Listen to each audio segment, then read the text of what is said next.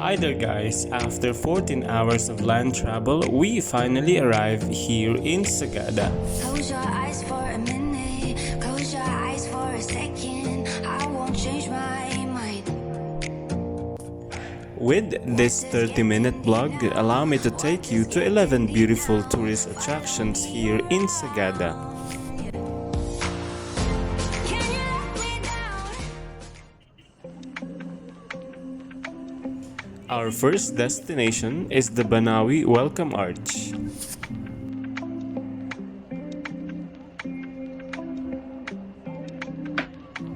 This welcome arch is a beautiful reminder that we are entering the province of Ifugao.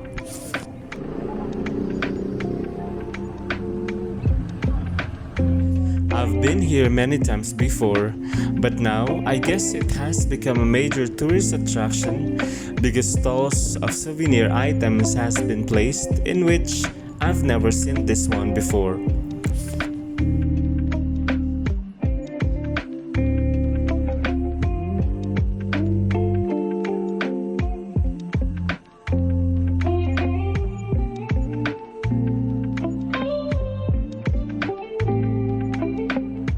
After the Banaue Arch, we proceed directly to the Rice Terraces View Park.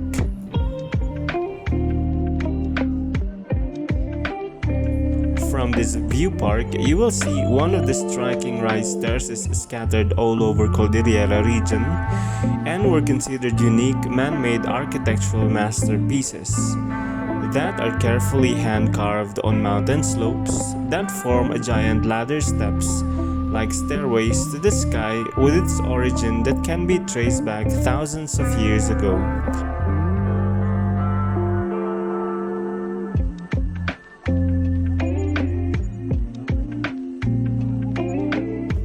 You can also have a photo op with the locals of Sagada wearing their native costumes in exchange of a few penny.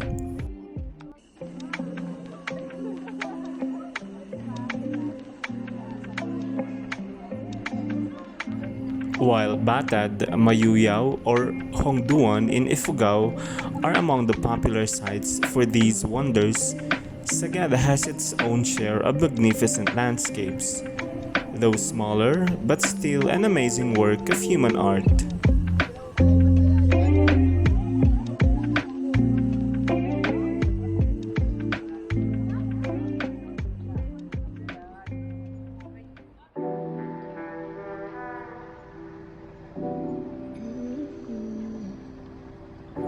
Our third stop is in Sagada Weaving.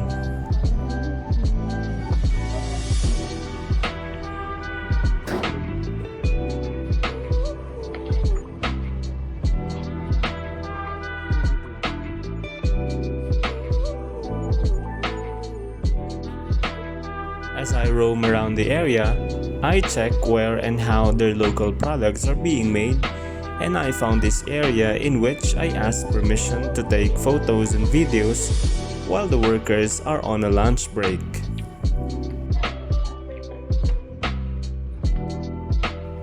Sagada Weaving has been weaving quality products such as bags, slippers, souvenirs, and apparel since 1968, making them a pioneer of the industry in the area.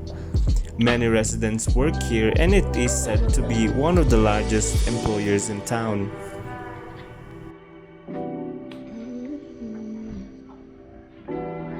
So these are the traditional wooden weaving looms they used that are manually operated by the workers using multicolored strands of fabrics to create distinctive and colorful patterns.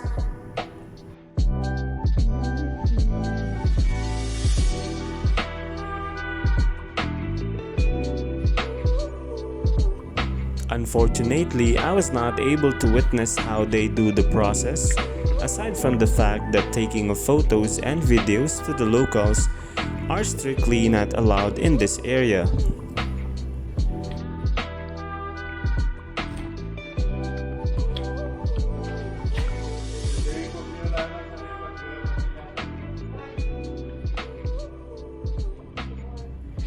This is the local souvenir shop where people flock to buy handicrafts, including traditional weave products and other traditional Cordilleran items.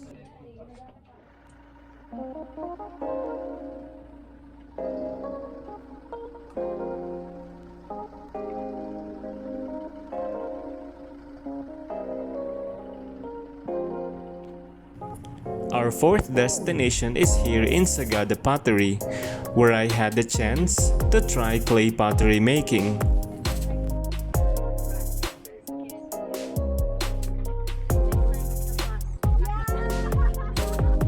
You will see in this video the traditional way of pottery making with the help of the local clay pottery experts. Okay pa. First of all, center ko lang po muna ang clay. So, sinasenter ko po ang clay with pressure from my both hands, and I have to go with the speed of the wheel.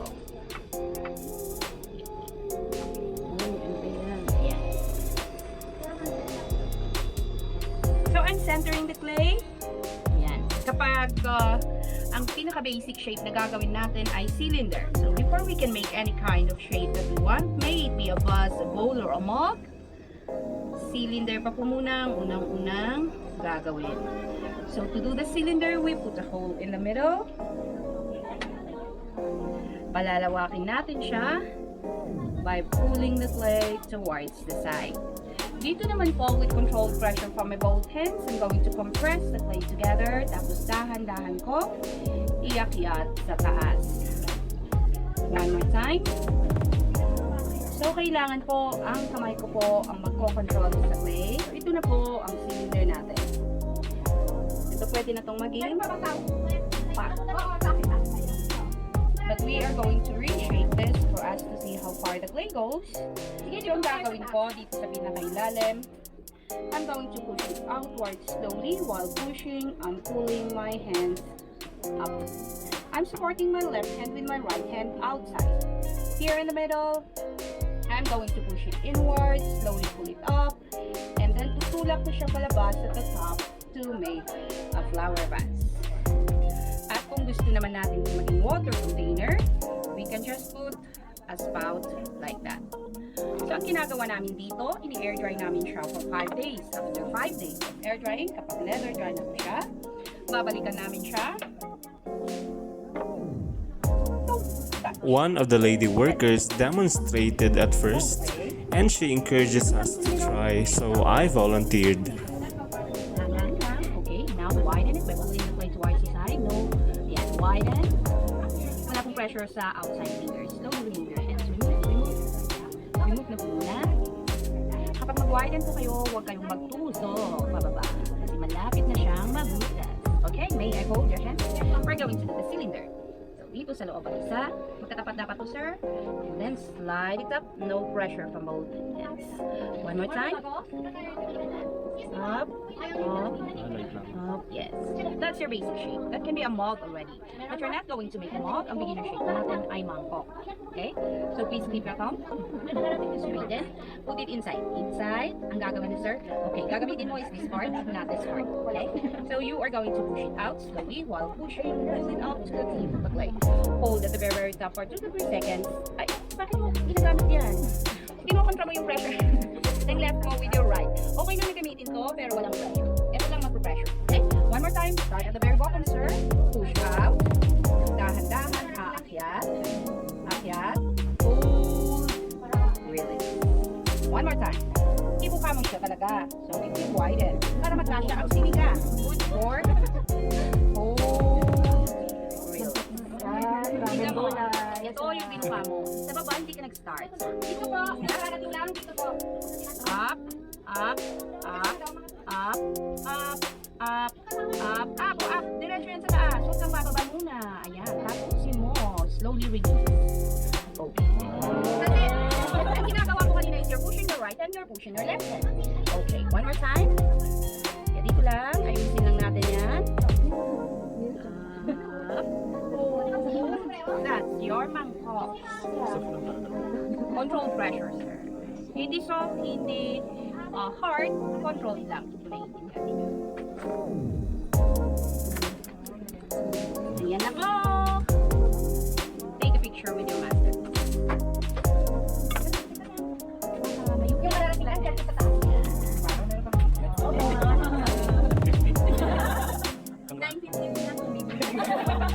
I can say it wasn't that easy at first, but I had so much fun for this experience.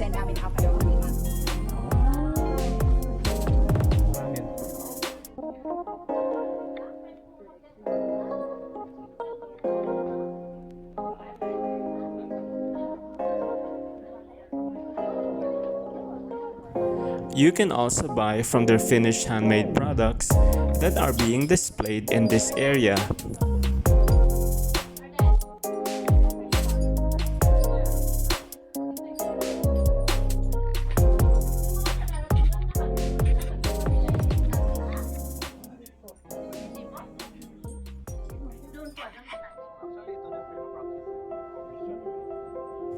After our lunch break and a short rest in our hotel, we waste no time to see other attractions like this one in Echo Valley and hanging coffins.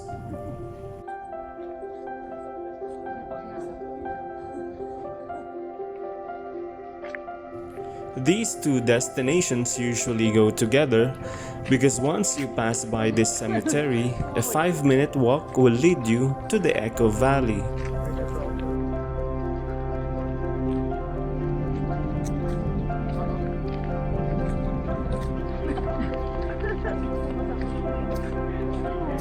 It is called Echo Valley because when you shout out loudly to the other side, the sound bounces back that will create an echo.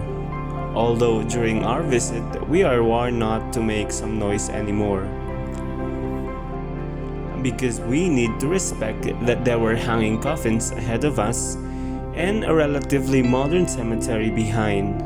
We should keep the place quiet and peaceful as a sign of respect to the dead.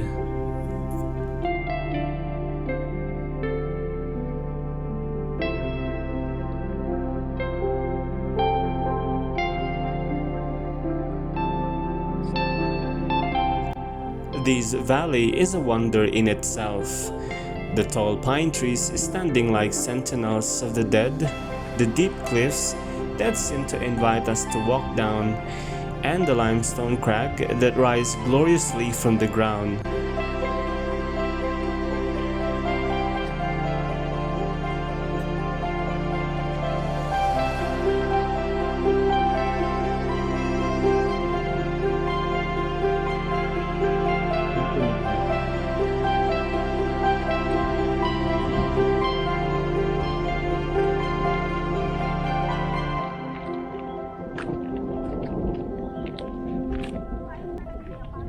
Mulan na naman. Tourism authorities has already paved a concrete way from the Echo Valley going to the hanging coffins to make it easier for everyone to climb up and down.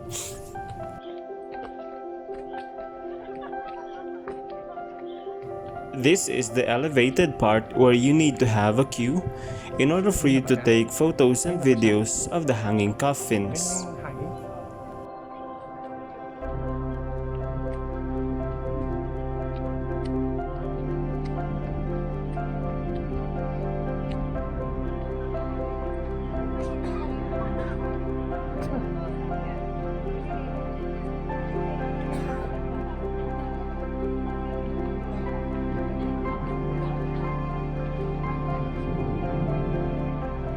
Hanging coffins are coffins which have been placed hanging on the mountain cliffs. They are practiced by various cultures in China, Indonesia, and here in the Philippines.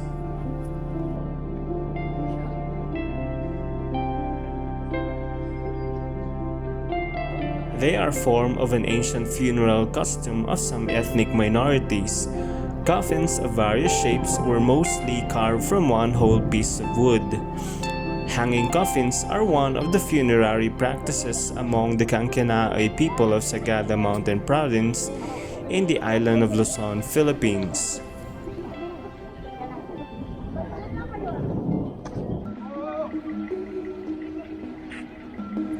Although it's a rainy afternoon and it's getting late, we still proceed to Sumaguing Cave.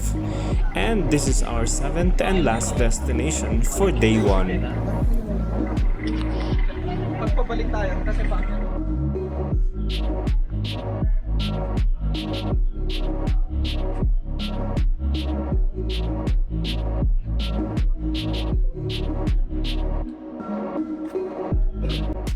Sumaguing Cave is, I think, the most popular attraction here in Sagada.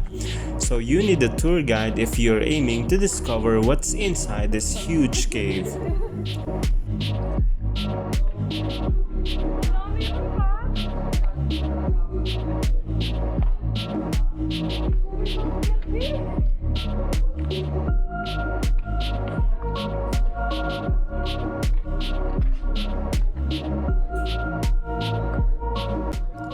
Sumaguing Latipan Lumiang Crystal Cave, or Sumaguing Cave in short as they popularly call it, is located in Sagada, tucked in the Cordillera Mountains of North Luzon, which is close to the city of Baguio.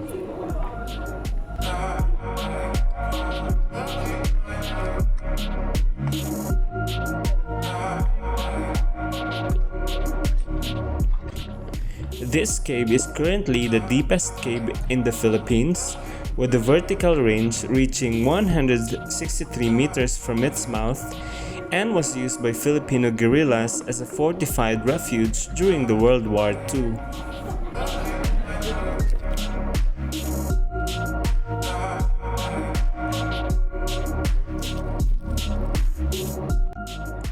Some cave explorers would also describe this cave as the most dangerous cave in the Philippines.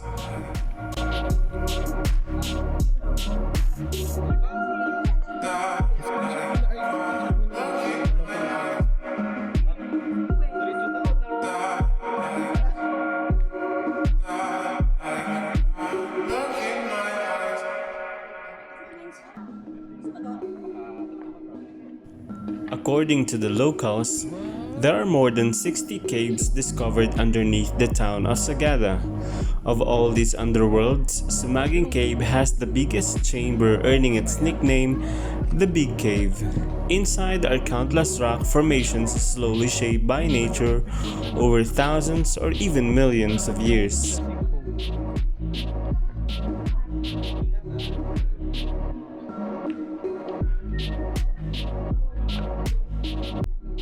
Caves play an important role in the culture of the people in Sagada in terms of burial traditions. Their ancestors put the coffins of their dead in the entrance of a cave, just like what we have seen in the hanging coffins.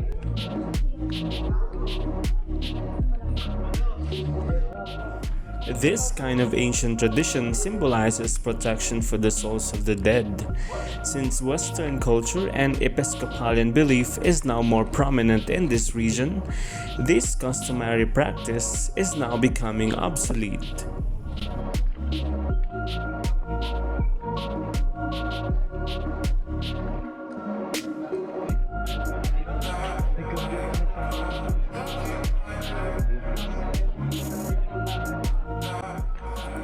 Based on what I have experienced, trail inside this cave is not for the first time spelunkers, because crawling, climbing the slippery and sharp rocks are required in order for you to move down into the cave. So I suggest to wear comfortable clothes because you will get wet and dirty along the way. In some areas, you will need to hike barefoot in order to have a strong hold onto the slippery rocks.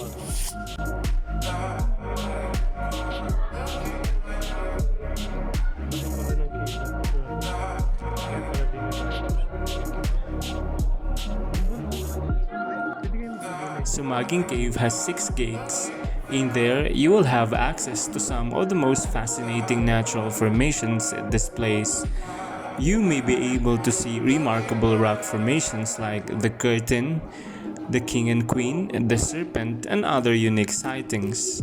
As you delve further into the cave, the Crystal Cave shows off even more splendor in the shape of a beautiful columns that reach the cave's roof.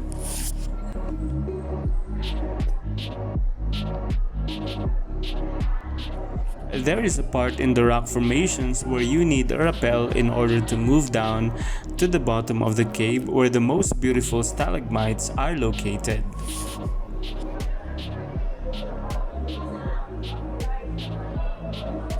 We spent approximately 4 hours diving inside this cave, and I can say it was worth it. So try it guys once you visit Sagada.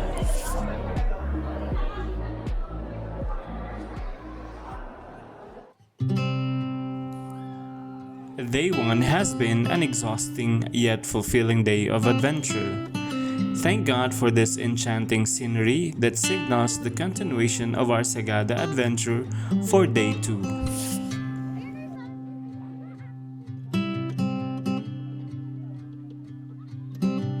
We started walking as early as 4 a.m. to witness the mesmerizing sunrise in this mountain called the Kiltepan Peak, or famously known as the Marlborough Mountain of Sagada.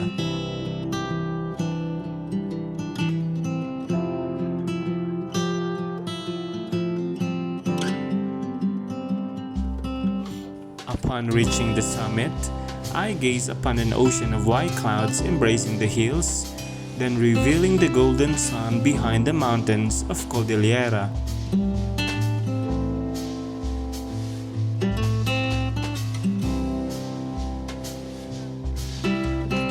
This is the highest point in the area and well known as the best spot for the amazing view of sunrise and sea of clouds.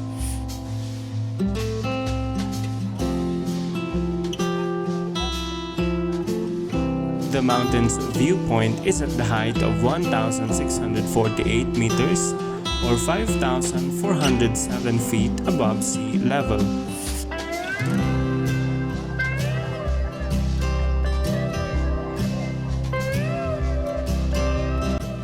For those of you who are asking what is the perfect light time for beautiful photos of sunrise and sunset in Kiltepan Peak, it should be 4:54 to 6:24 in the morning and 5:33 to 7:03 in the afternoon till evening during the month of April, May, and June.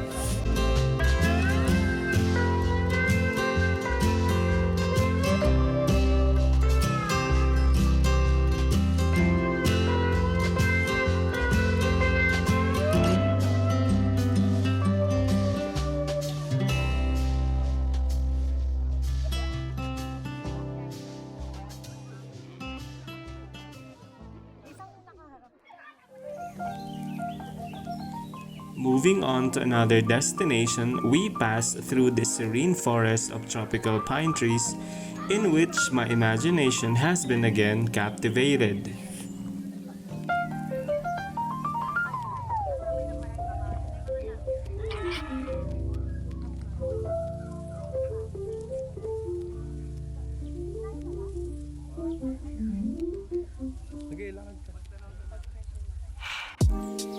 Within the stretch of Central Cordillera, from the Benguet province all the way to the Mountain province, lies a mountain range of tropical pine trees that is mixed in with areas of montane rainforest that forms the backbone of northern Luzon.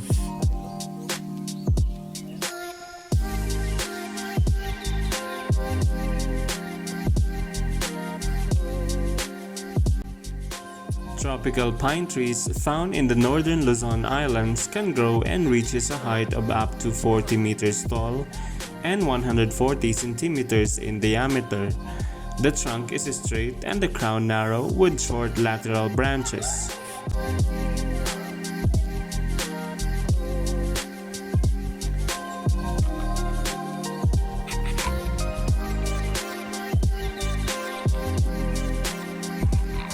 This is the kind of forest trail that you will pass through as you go from the Kiltepan Peak or Marlborough Mountain and continuously stretching going to the Blue Soil Hills.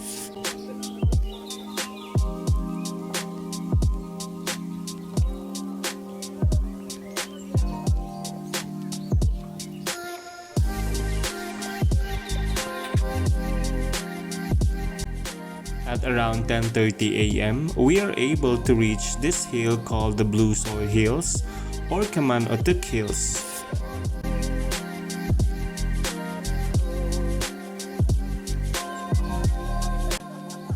The Blue Soil Hills is one of Sagada's best natural gems. As the name suggests, it is a roll of hills in a lovely color of faint blue, no bigger than a square kilometer, and surrounded by towering pine trees.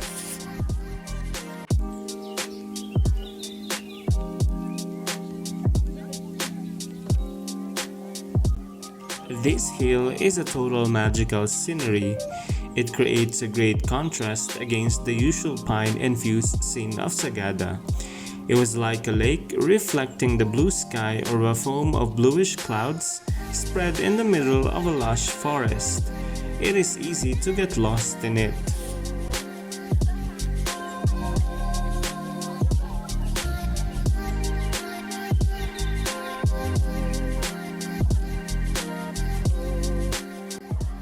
The bluish color of the Blue Soil Hills is caused by the soil's high level of copper sulfate. Despite the high copper sulfate content, there are still lots of trees and plants growing around the area.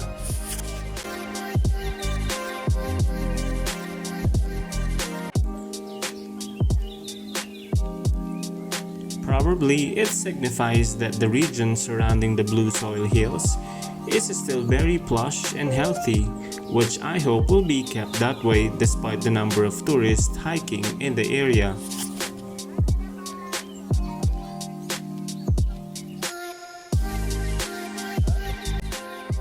If you happen to visit this beautiful place in the future, make sure you will not step into the blue-colored soil in order to maintain its natural beauty.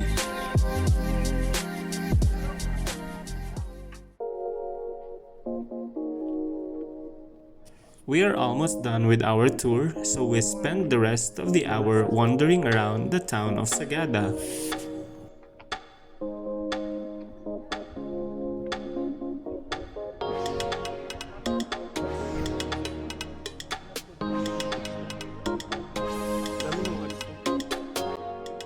A few-minute walk will take you to various restaurants, souvenir shops, and other historical places that can be done DIY.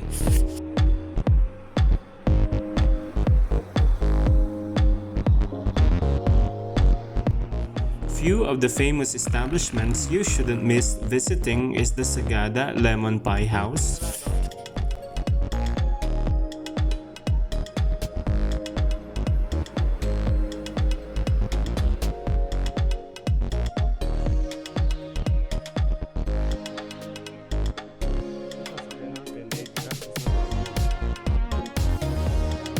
a coffee shop called Sagada Brew,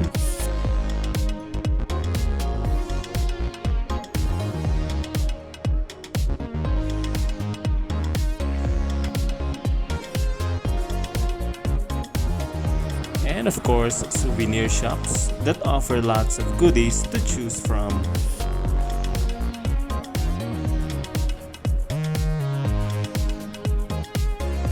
Guys, if you want a detailed information of the tourist attractions we visited, I uploaded a separate video for each here in my YouTube channel.